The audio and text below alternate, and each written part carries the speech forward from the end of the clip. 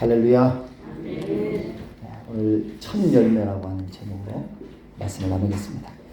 하나님께서 저와 여러분에게 주시는 위대한 선물이 있다면 하나님께서 저와 여러분을 하나님의 자녀 삼아 주셨다는 것이죠. 자, 오늘 18절 다시 한번 앞에 보시고 읽겠습니다. 그가 그 피조물 중에 우리로 한 첫 열매가 되게 하시려고 자기의 뜻을 따라 진리의 말씀으로 우리를 낳으셨느니라. 네, 자기의 뜻을 따라 그랬어요. 여러분, 부모가 자녀를 낳는 것은 자녀가 낳아달라고 해서 낳는 게 아니에요. 부모가 자녀를 한 명 낳을지 두 명 낳을지 계획하고 부모의 뜻을 따라 낳는 것이죠. 하나님도 나의 뜻이 아니라 하나님의 뜻을 따라서 저와 여러분을 낳아주신 거예요. 저와 여러분이 하나님께 먼저 찾아가서 하나님 저 자녀 삼아주세요. 먼저 하나님께 부탁한 사람 한 사람도 없어요. 하나님이 자신의 뜻을 따라서 저와 여러분을 하나님의 자녀 삼아주시기로 그렇게 결정을 하신 것입니다. 그래서 내가 예수 믿기로 선택한 게 아니라 하나님이 나를 선택하셔요. 근데 하나님은 저와 여러분을 뭘로 낳으셨어요? 진리의 말씀으로 낳으셨다. 진리의 말씀. 자, 여기서 진리의 말씀은 뭘 가리키느냐?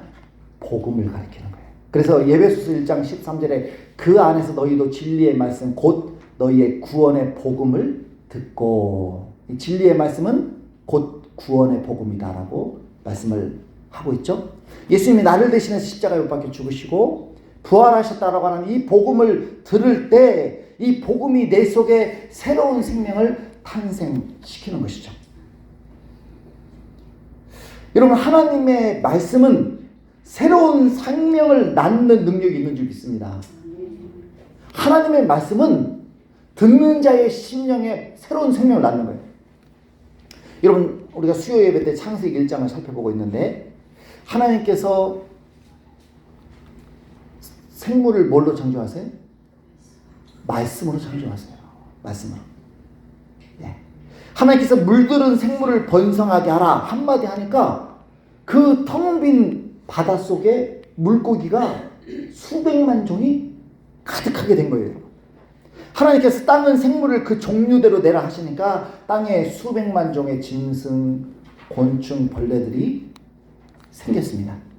자, 이렇게 하나님의 말씀은 생명을 창조하는 능력이다. 자, 한번 따라서 하십시다. 하나님의 말씀은 생명을 창조하는 능력이 있다. 이게 하나님 말씀. 자, 그런데 그 창조주 하나님께서 이번에는 진리의 말씀으로, 말씀인 복음으로 새로운 생명을 창조해 내셨다. 자, 이것을 신학자들은 두 번째 창조라고 하는 의미에서 재창조라고 불러요. 뭐라고 부른다고요? 재창조. 첫 번째 창조가 있다면 두 번째 창조가 있는 거예요. 자, 첫 창조가 육적인 생명을 낳았다면 두 번째 재창조는 영적인 생명을 낳았어요. 그래서 저와 여러분 안에는 육적인 생명과 영적인 생명이 함께 공존하고 있는 거예요. 함께 있어요. 자, 육적인 생명은 부모로부터 물려받은 생명이라면 영적인 생명은 하나님이 주신, 하나님으로부터 직접 주어진 생명이에요. 부모로부터 물려받은 그 육적인 생명을 성경은 옛사람이라고 불러요. 뭐라고 부른다고요? 옛사람. 부모로부터 물려받은 생명을 옛사람이라고 불러요. 그리고 하나님으로부터 물려받은 영적인 생명을 성경은 새사람이라고 불러요. 뭐라고 부른다고요? 새사람. 제가 이렇게 반복을 하는 것은 좀 잊어버리지 말라. 예배 끝나고 밖에 나가면 다 잊어버려요.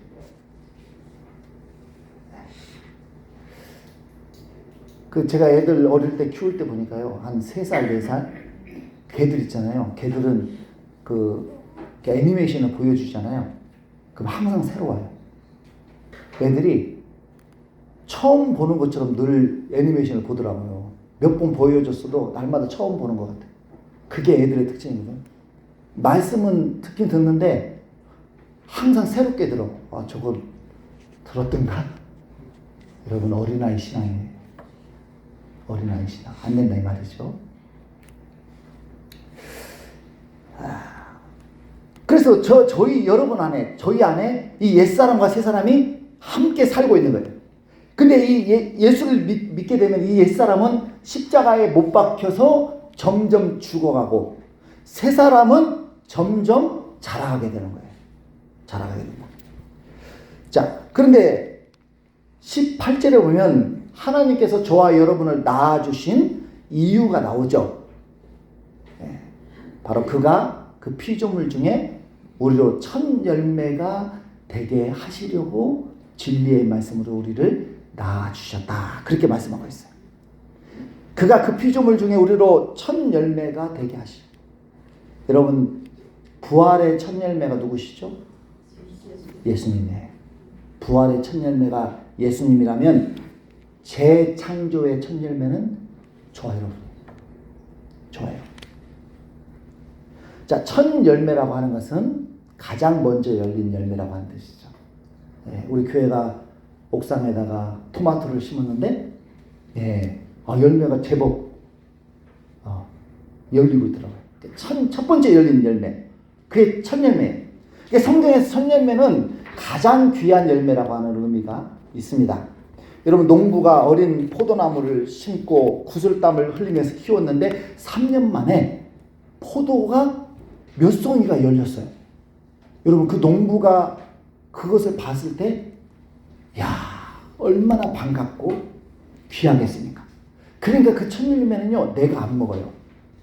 너무 귀중하고 소중하니까 하나님께 올려드리는 거예요.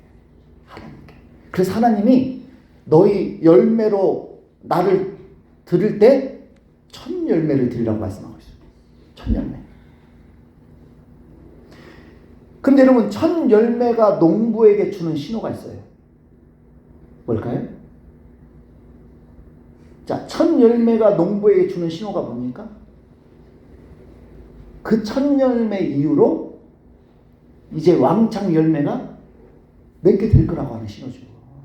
첫 열매로 끝나는 게 아니라 첫 열매가 맺은 다음에는 그 이후로 계속해서 열매가 맺을 거라고 하는 신호가 첫 열매의 신호예요. 자, 요한계시록 21장 5절에 보면 하나님께서 내가 만물을 새롭게 하노라 그렇게 말씀하고 계세요.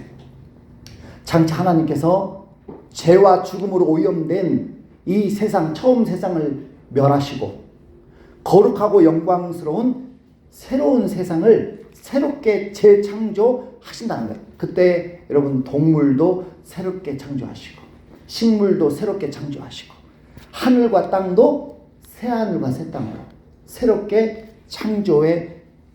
창조하신다라고 말씀을 하세요.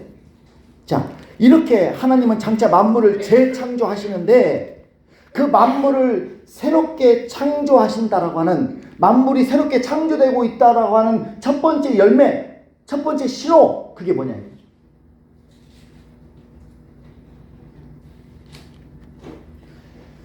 그게 바로 저와 여러분이야. 첫 열매.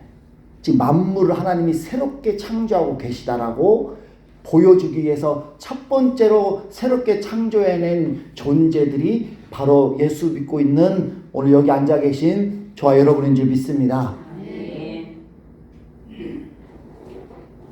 자, 첫 창조는 여러분, 사람이 가장 나중에 창조가 돼요. 첫 창조는 사람이 6일째 창조가 됩니다. 재창조는 사람이 가장 먼저 창조가 되는 거예요. 그래서 저와 여러분은 하나님께서 앞으로 만물을 새롭게 하시는데 그 새롭게 하실 때 가장 먼저 새롭게 만든 사람들이기 때문에 성경은 저와 여러분을 가리켜서 첫 열매다라고 말씀을 하는 것입니다. 첫 열매가 열린 후에 또 다른 열매들이 열리듯이 첫 열매인 하나님의 자녀들의 수가 차면 그 다음에는 동물이 새롭게 되고 식물이 새롭게 되고 만물들이 새롭게 되는 거예요. 그래서 사도 바울은 로마서 8장 19절에서 이렇게 선언을 하고 있어요. 우리 같이 읽겠습니다. 피조물이 고대하는 바는 하나님의 아들들이 나타나는 것이니, 이런 모든 피조물들이 간절히 기다리고 있는 것이 뭐냐? 하나님의 아들들이 나타나기를 기다리고 있대요. 여기서 하나님의 아들들이 누구를 가리킬까요? 바로 예수 믿는 저와 여러분. 저와 여러분. 새롭게 창조된 하나님의 아들들, 그 아들들이 나타나기를 간절히 기다리고 있다. 왜냐? 그 다음에는 내 차례다 이 말이에요. 내 차례. 자, 8장 21절 읽겠습니다. 그 바라는 것은 피조물도 썩어짐의 종노릇한 데서 해방되어 하나님의 자녀들의 영광의 자유에 이르는 것이니라. 여러분만 구원받기를 원하는 게 아니에요, 여러분. 이 모든 피조물들, 동물들, 식물들, 여러분 돌들, 산들, 나무, 꽃들, 저 달, 태양, 모든 피조물들이 썩어짐의 종노릇한 데서 해방되기를 바라고 있다. 다시 말하면 죄와 죽음에서 벗어나기를 바라고 있다라고 하는 것입니다.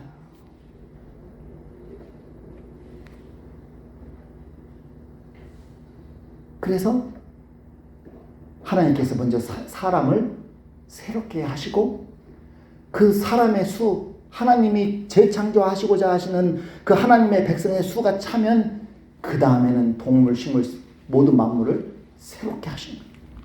새롭게 하시는 거예요.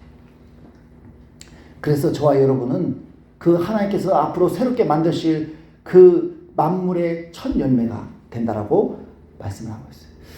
여러분 그 유튜브에 보면 가수 박진영 씨가 첫 열매들이라고 하는 그 기독교 모임을 만들어 가지고 이렇게 모임을 갖고 있는데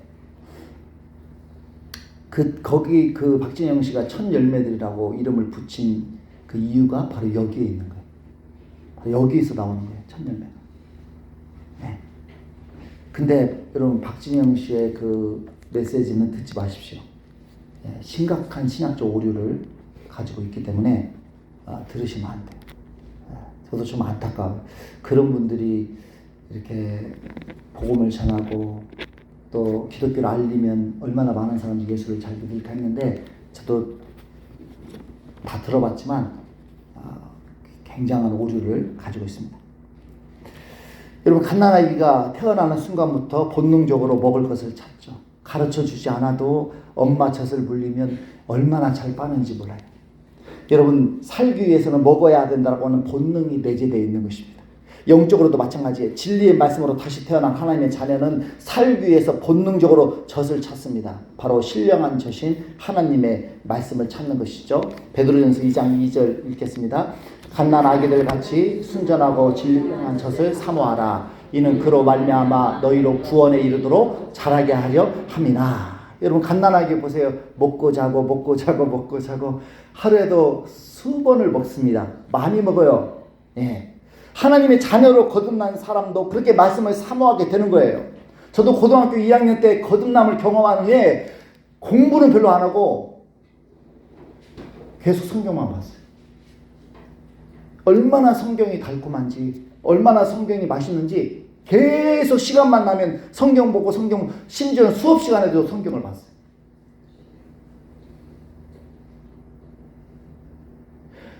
하나님의 자녀로 거듭난 사람들은 갓난아기처럼 신령한 젖을 사모하게 되는 거예요. 먹게 되는 거예요. 그걸 찾게 되는 거예요, 여러분. 이것이 생명을 가진 하나님의 자녀의 특징입니다.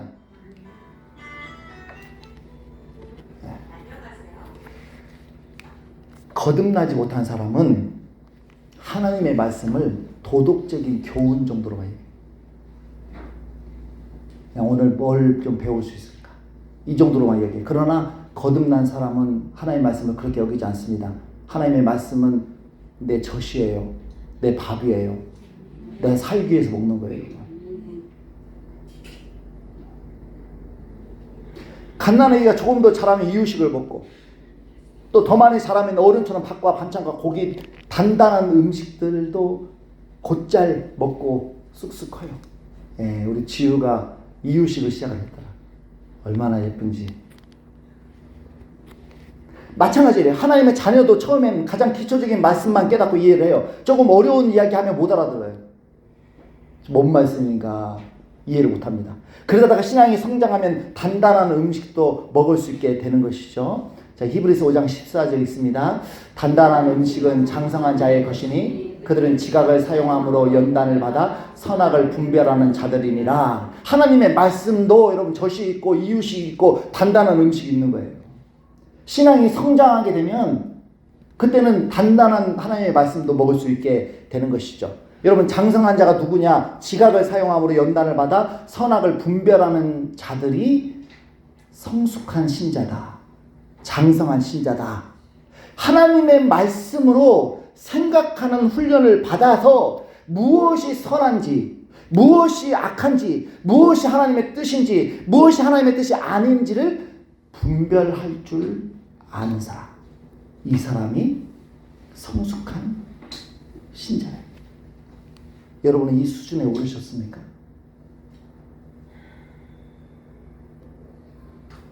여러분, 부모가 자식을 낳았는데 그 자녀가 안 자라는 것만큼 부모 마음을 고통스럽게 하는 건 없어요. 자녀가 쑥쑥 자라줄 때 부모는 너무 대견스럽지 않습니까? 영적으로 태어난 저와 여러분이 영적으로 쑥쑥 자랄 때, 그래서 단단한 음식도 먹고 하나님의 뜻을 분별할 때 하나님께 기쁨이 되는 거예요. 네. 그래서 하나님은 저와 여러분이 이 수준에 오르기까지 늘 하나님의 뜻인지 아닌지 구분 못해가지고 실수하고 잘못 행하고 그래서 고통당하는 그런 인생이 아니라, 이제 딱 보기만 해도 이 하나님 뜻이 이거 하나님 뜻 아니야, 이거 내 욕심이야, 이거 내 욕심 아니야, 딱딱 여러분 분별을 하고 살아갈 수 있다는 거예요. 그렇게 되셔야 돼요. 그것을 위해서 하나님은 저와 여러분을 양육해 가시는 것이죠. 여러분, 왜 우리가 장성한 자가 되어야 됩니까? 예수님처럼 마귀의 시험을 이기고 하나님의 뜻을 행하기 위해서예요. 자, 야고보서 1장 14절 16절까지 읽겠습니다. 오직 각 사람의 시험을 받는 것은 자기 욕심에 끌려 미혹됨이니 욕심이 잉태한 즉 죄를 낳고 죄가 장성한 즉 사망을 낳느니라. 내 사랑하는 형제들아, 속지 말라. 마귀는 우리의 욕심을 이용해서 나를 미혹해요. 여러분, 유혹에 빠져서 죄를 짓게 되면 결국 사망을 낳는 거예요. 죽을 것처럼 고통을 당하는 것입니다. 여러분, 어린아이는 속이기가 쉬워요, 어려워요? 쉬워요. 여러분, 사탕 하나만 있으면 애들 속일 수 있어요. 그렇죠?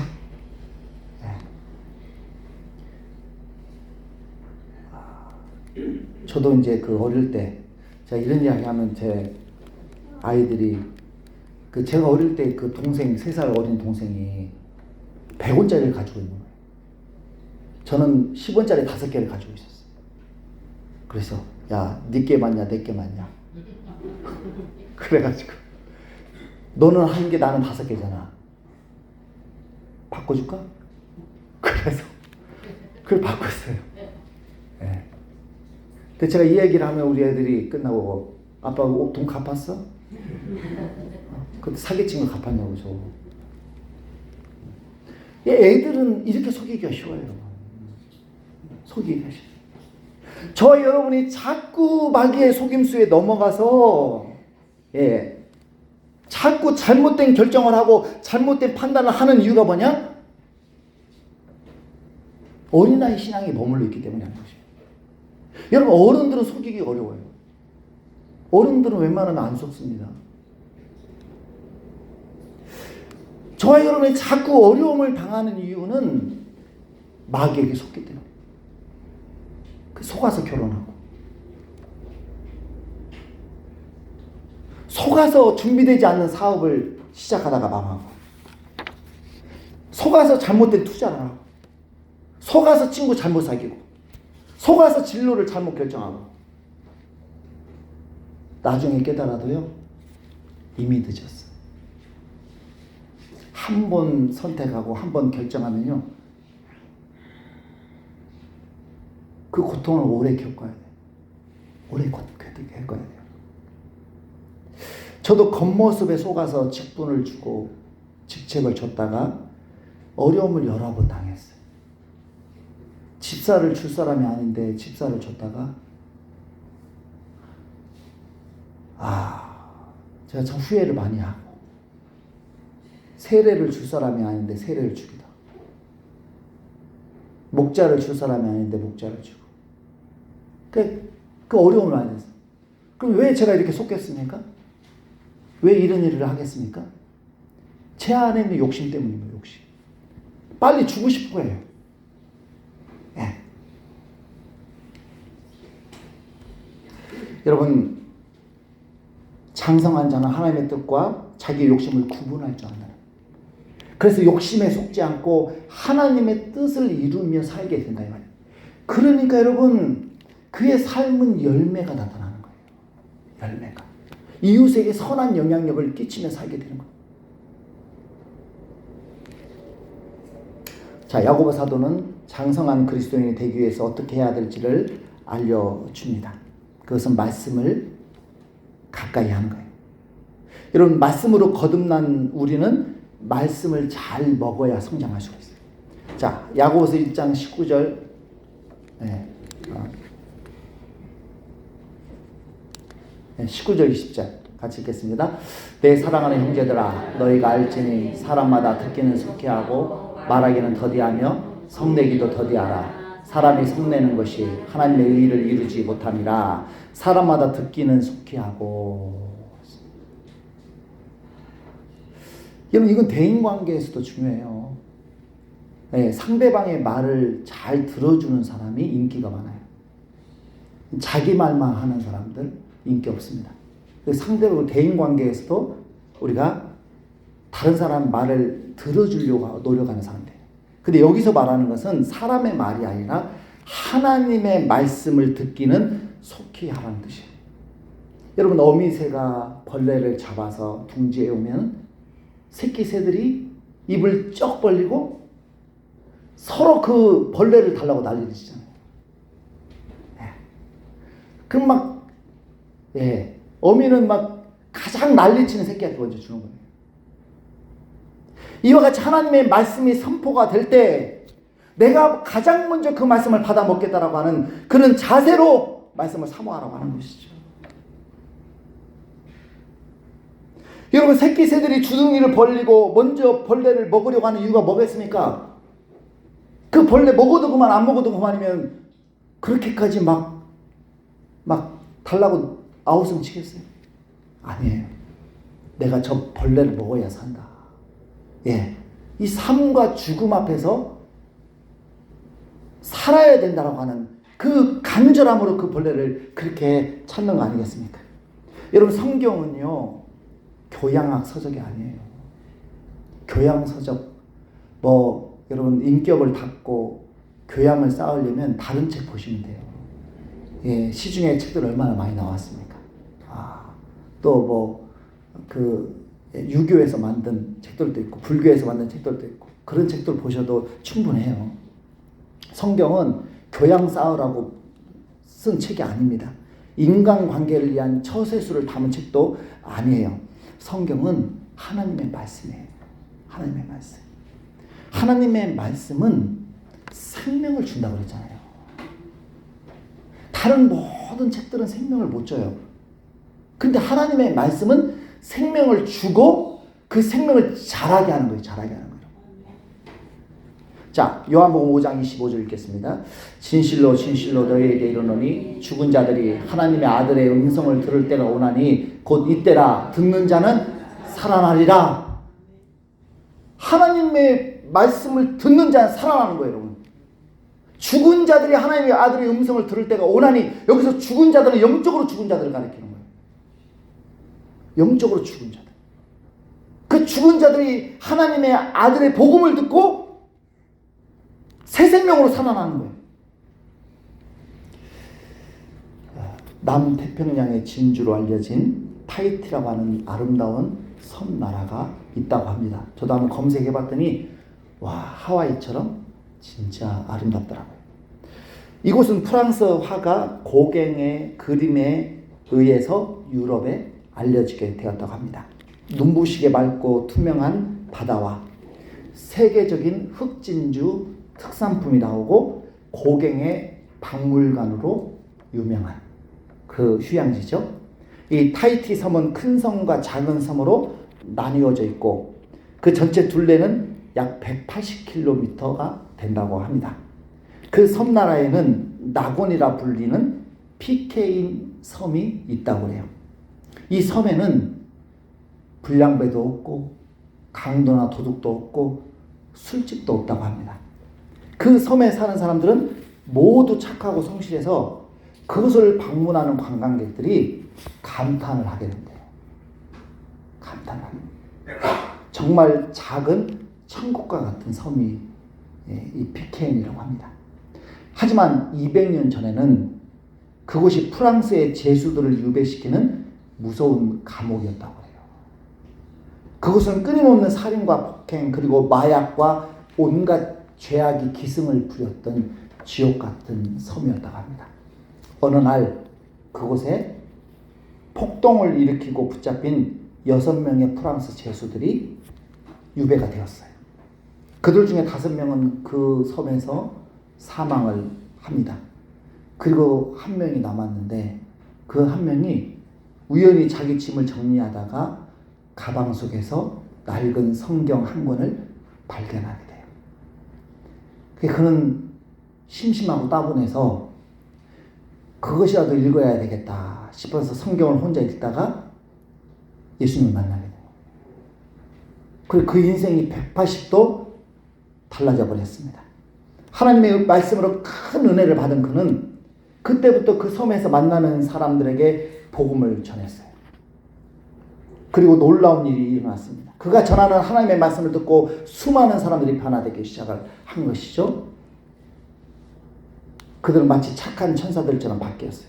그리고 10년 후인 1810년에 그곳에는 그 어떤 도둑도 강도도 폭력도 감옥도 없는 아름다운 섬으로 그렇게 바뀌었다라고 하는 것입니다.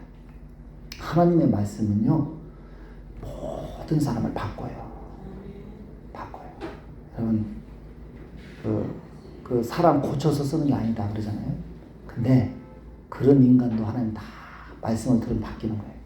예. 그게 왜냐? 말씀에는 그런 능력이 있어요. 그런 능력이. 자, 그러면 이제 이런 의문이 드잖아요. 아니, 말씀에 그런 능력이 있는데 왜 나는 말씀을 들어도 안 바뀔까? 그렇잖아요. 왜 나는 수없이 말씀을 듣는데 왜 이 모양이 이 꼴일까? 왜 나는 이렇게 안 바뀔까? 그 답을 히브리서 4장 2절에 말씀을 하고 있습니다. 같이 읽겠습니다. 그들과 같이 우리도 복음 전함을 받은 자이나 들은 바 그 말씀이 그들에게 유익하지 못한 것은 듣는 자가 믿음과 결부시키지 아니함이라. 말씀을 들어도 그 말씀이 내게 유익되지 않는 이유는 듣는 자가 믿음과 결부시키지 않는다. 말씀과 믿음을 결부시키지 않는다. 예. 그래서 나는 그런 능력을 경험하지 못한다는 거예요. 그러면 말씀과 믿음을 결부시킨다라는 게 무슨 뜻일까? 무슨 뜻일까? 어떻게 한다는 것일까? 자, 데살로니가전서 2장 13절 좀 글씨 작은데 같이 읽겠습니다. 이러므로 우리가 하나님께 끊임없이 감사함은 너희가 우리에게 들은 바 하나님의 말씀을 받을 때 사람의 말로 받지 아니하고 하나님의 말씀으로 받음이니 진실로 그러하도다. 이 말씀이 또한 너희 믿는 자 가운데서 역사하느니라. 아멘. 강단에서 선포되는 말씀을 사람의 말로 받는 사람, 김영모 목사가 하는 말로 받는 사람은 그 말씀을 수없이 들어도 말씀의 능력을 경험하지 못해요. 비록 사람이 말씀을 전해도 이 선포되는 말씀이 하나님의 말씀이라고 믿고 듣는 것이 말씀과 믿음을 결부시키는, 연결하는 거예요, 여러분. 진실로 그러하도다. 이렇게 하는 게 옳다, 이 말이에요. 그럴 때 어떻게 되느냐? 이 말씀이 또한 너희 믿는 자 가운데서 역사한다라고 말씀하고 있습니다. 왜 나는 말씀을 들어도 안 바뀝니까? 도대체 무엇이 문제입니까? 말씀이 문제입니까? 내가 문제입니까? 아니면 전하는 자가 문제입니까? 여러분, 말씀을 듣는 데가 말씀을 들을 때 믿음으로 들어야 된다. 어떤 믿음이요? 지금 이 말씀은 하나님의 말씀이야. 하나님이 내게 주시는 말씀이야. 그렇게 믿고 들어야 된다 이 말이에요. 그럴 때 너희 믿는 자 가운데서 말씀이 역사를 한다. 제가 여러분을 바꿀 수 있는 게 아니에요, 여러분. 저도 못 바꾸는데 제가 여러분을 무슨 수로 바꾸겠어요? 제 입에서 선포되는 말씀이 여러분의 심령 속에 들어가서 역사를 하는 것이죠.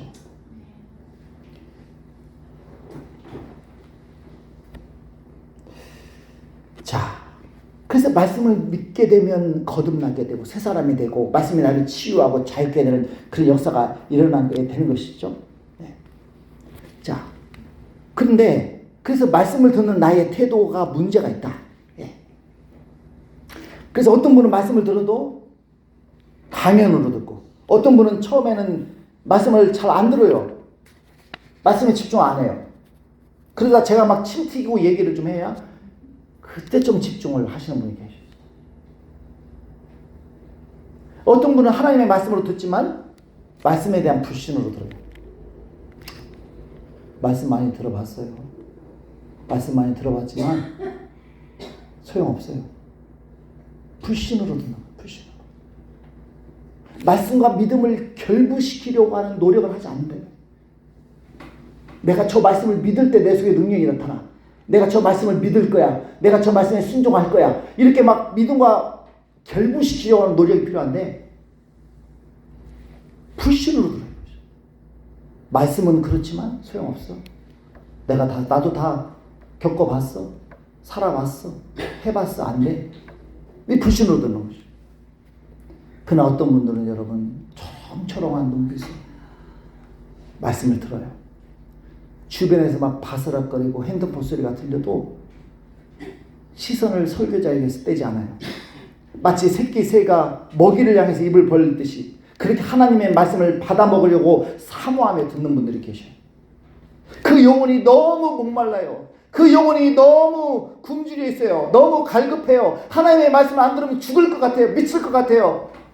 하나님의 말씀이 아니면 내게 희망이 없어요. 그런 간절한 심령으로, 절박한 심령으로 말씀을 듣는 것이죠. 그런 사람에게 말씀은 절대 무능하지 않아요. 말씀은 무력하지 않아요. 여러분, 말씀은 능력 있고 힘이 있고 생명을 창조해내고 살리고 치료하고 일으킨다 이 말이죠.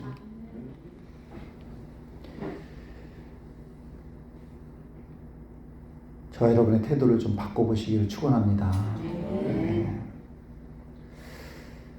들어도 아무 일도 일어나지 않는 말씀이 아니라 듣는 자는 살아나리라. 살아나리라. 좀 한번 살아나는 역사를 좀 경험해보자. 여러분, 사도행전 10장에 보면 로마 군대 백부장 고넬료가 하나님의 말씀을 듣기 위해서 사도 베드로를 집에 초대를 하죠. 그대로 베드로가 집에 들어왔을 때 그는 이렇게 고백을 합니다. 자, 사도행전 10장 33절 읽겠습니다. 내가 곧 당신에게 사람을 보내었는데 오셨으니 잘하였나이다. 이제 우리는 주께서 당신에게 명하신 모든 것을 듣고자 하여 다 하나님 앞에 있나이다. 고넬료는 그 먼 길에서 베드로가 찾아왔음에도 불구하고 좀 잠깐 먼저 좀 앉아서 쉬세요. 발도 좀 씻으세요. 제가 음식 내올 테니까 점심 좀 드세요. 그 다음에 말씀해 주세요. 라고 얘기하잖아요. 베드로가 먼 여행길을 왔음에도 불구하고 그에게 다짜고짜 먼저 하는 말이 뭡니까? 주께서 당신에게 명하신 모든 것을 듣고 싶습니다. 하나님의 말씀을 듣기를 원한단 말이죠. 그러니까 베드로가 피곤했지만 하나님의 말씀을 전하기 시작하죠. 근데 얼마 되지 않아서 어떤 일이 일어납니까? 사도행전 10장 44절 읽겠습니다. 베드로가 이 말을 할 때 성령이 말씀 듣는 모든 사람에게 내려오시니, 말씀 듣는 사람들에게 성령이 임하시다. 나는 왜 말씀을 들어도 변화가 없는가? 왜 말씀의 능력을 경험하지 못하는가? 말씀을 듣는 나의 태도에 심각한 문제가 있다.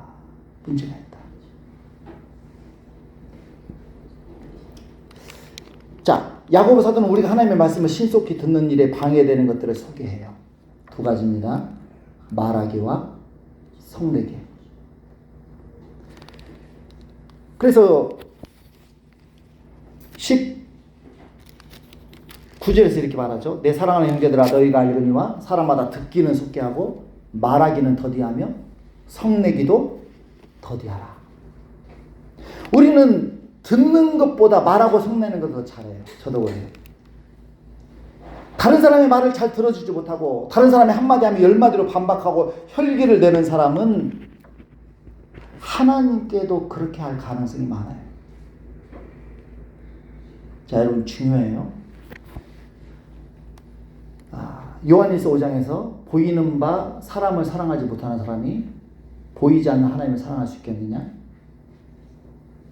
못 사랑해요. 여러분이 여러분 옆에 있는 사람을 안 사랑하면 하나님 못 사랑해요. 보이는 사람도 못 사랑하는 사람이 안 보이는 하나님을 사랑한다? 뻥입니다. 거짓말이에요. 마찬가지예요. 보이는 사람의 말도 잘 안 들어주는 사람이 하나님의 말씀을 잘 들어주겠습니까? 안 되는 거예요. 그래서 자, 여러분 우리가 다른 사람의 말을 잘 들어주지 못하고 저 사람이 한마디 하면 10마디로 반박을 하고 내가 혈기를 낸다. 그러면 그 사람은 동일하게 하나님께도 그렇게 하는 거예요. 왜냐? 그런 태도가 습관처럼 몸에 배어 있는 거예요. 배어서 나도 모르게 그렇게 나오는 거예요. 여러분 그렇게 된다니까요. 그 태도가 그 습관이 사람에게만 그렇게 하는 게 아니라 하나님께도 동일하게 그렇게 하는 거예요. 그래서 이런 습관이 하나님의 말씀에 귀 기울이는 것을 방해하는 것이죠. 말을 듣는 훈련이 안 돼 있어요. 그러니까 들으려고 하기보다는 자꾸 말하려고 그래. 자꾸 말하려고 그래. 이렇게 좀 견디면서 들어줘야 되는데 그냥 몇 마디 못 들어요. 못 듣고 그냥 막 자기가 말해버려요. 듣는 훈련이 안 돼 있는 거예요. 여러분 말씀이 나의 죄를 지적하거나 내가 소중히 여겨온 신념이나 가치관의 이의를 제기하는 말씀을 들으면 속에서 화가 올라와요. 반박하고 싶어져요.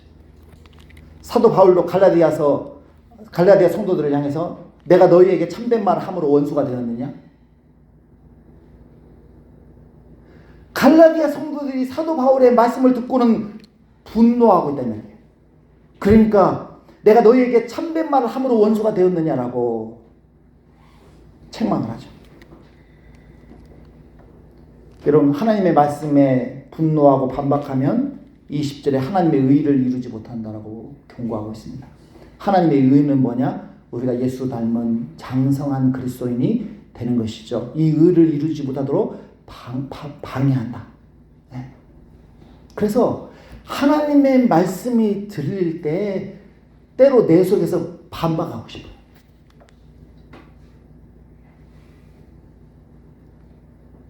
내 속에서 분노가 올라와요. 그래 여러분 진짜 내가 들어야 될 말씀은 나를 화나게 하는 말씀이에요. 여러분이 듣고 싶은 말씀, 듣기 좋은 말씀만 듣잖아요. 신앙이 안 자라요. 그건 갓난아기 이유식 먹기 좋잖아요. 그걸로는 안 자라는 거예요. 단단한 음식을 먹어야. 단단한 음식이 뭐냐? 나를 화나게 하는 말씀, 나를 힘들게 하는 말씀, 내 죄를 지적하는 말씀. 이런 말씀이 정말 내가 들어야 될 말씀이다. 근데 우리는 그런 말씀을 들으면 막 혈기가 올라오고 막 눈은 설교자를 보고 있지만은 귀는 막고 있는 거예요. 마음속에는 딴 생각하고 있는 거예요. 그러면서 하나님께 대해서 설교자에 대해서 안 좋은 생각을 가지고 분노를 가지고 살아가는. 여러분 이런 잘못된 태도가 하나님의 말씀을 경험하게 하는데 방해가 된다. 그래서 여러분 저도 불편해요. 저도 말씀 들을 때 불편하고 저도 막 힘들 때가 있어요. 그래도 여러분 말씀이 들려질 때 때로 내 속에서 분노가 올라오고 반박하고 싶을 때도 뭐라고 말씀하고 있어요? 말하기는 더디하고 성내기도 더디하고 좀 참고 그래도 들어봐. 너 이 말씀 때문에 힘들어? 그래도 좀 들어봐. 너 이 말씀 때문에 분노가 올라와? 그래도 들어봐. 좀 들어보고 얘기를 해. 좀 그 말씀 묵상을 해봐. 좀 더 그 말씀을 좀 생각을 해봐. 그러면서 그 말씀과 왜 이 말씀이 나를 화나게 만들까? 왜 이 말씀이 나를 분노하게 만들까? 왜 이 말씀이 나를 힘들게 만들까? 그러면서 그 말씀과 끊임없이 그 말씀과 계속 그 말씀을 붙잡고 실험하는 거죠. 실험하는 거예요. 그래서 자꾸 들으려고 하는 것이 제가 뭘 들어야 됩니까? 왜 들어야 됩니까? 이 말씀이 제게 무슨 의미가 있습니까? 하면서 그 말씀과 자꾸 실험하는 거죠. 그게 단단한 음식을 먹는 거예요. 그럴 때 그 말씀이 나를 살리는 거예요. 그 말씀의 능력을 경험하게 되는 거고 말씀의 은혜를 경험하게 돼요. 맨날 축복된 소리, 평안의 말씀만 들으면요 어린아이 신앙에 머물 수밖에 없어요. 싫은 소리 좀 들으세요. 불편한 말씀 좀 들으세요. 예, 힘들어도 그 말씀 가지고 싸우세요. 씨름하세요. 예, 묵상하세요. 그러면 놀라운 성장과 발전이 있게 될 것입니다. 우리 찬송가 285장 하시고 준비한 예물 드리시겠습니다.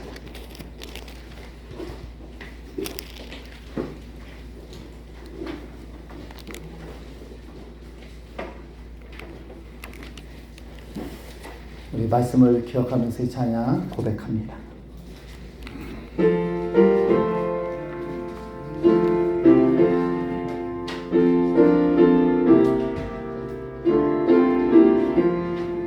주의 말씀 하는 그날 참 기쁘고 복되도다.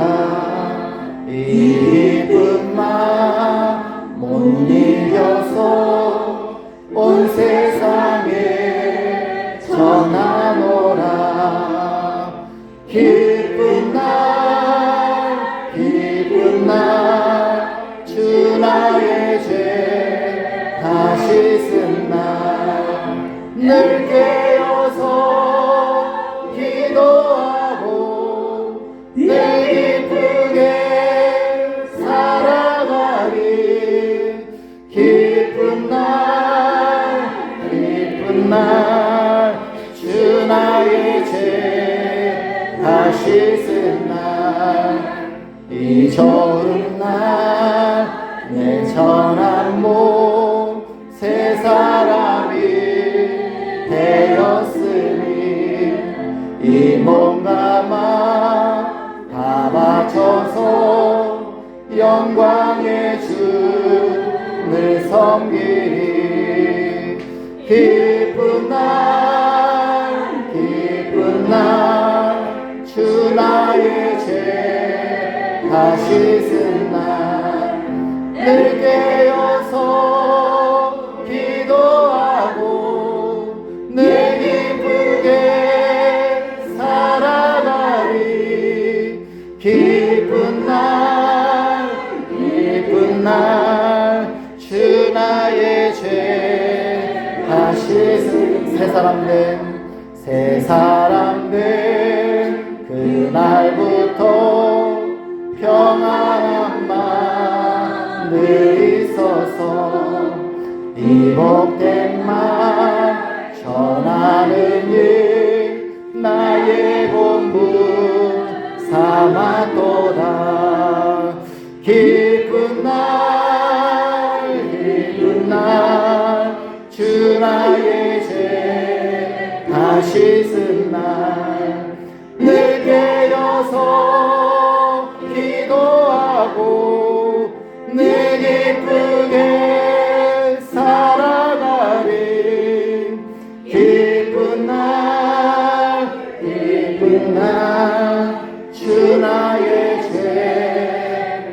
질승